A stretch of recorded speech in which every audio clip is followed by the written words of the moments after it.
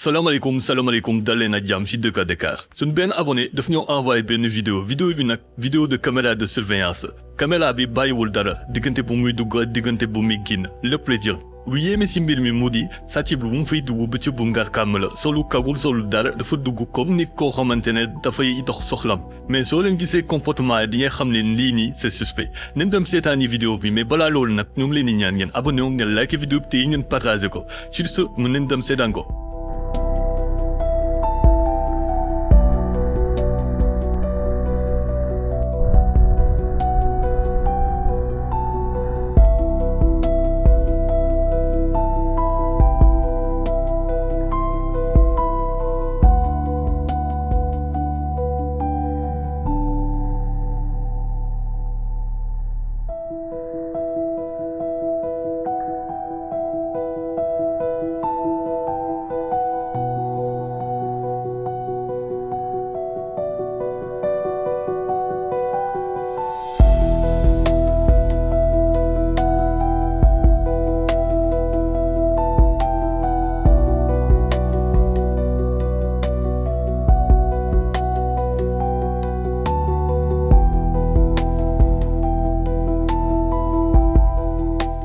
comme ni ñu ko gisandoowee mbir mi ni la demee mu doon mbir mu doy waar trop waa ji en quelques secondes dugg na ci biir daal di def ay affaire am daw génn suñu premier constat mu di manque de vigilance bi nekk ci biir kër yi gis nañ ne waa ji dugg na waaye taseelul kenn ci biir négligence parce que alimal gis nañ ne buntu kër gi dafa tijjeeku te it amul kenn ku nekk ci couloir bi loolu nag ab négligence parce que pour la plupart des sàcc ñoom suñuy opérer dañuy opérer par opportunité suñ duggee gis ne fii nii mën na fay jël dara ñu waaj ko ñu yàq koo waaj yëpp dañuy jël liñ bëgg jël daal di daw génn donc loolu noonu dañ see war a mën a bàyyi xel beneen bi ci topp mooy à chaque fois dañ leen di wax dee leen éviter di jël seeni objet de valeur di ko teg foo xamante ne bët mën na koo gis vidéo baa ngi nii et arrivé à son terme ñoo ngi ñaan na ngeen partager vidéo bi pour ñëpp mën see jàll sur ce ñu ngi wante ba beneen ci Dëkk Dakar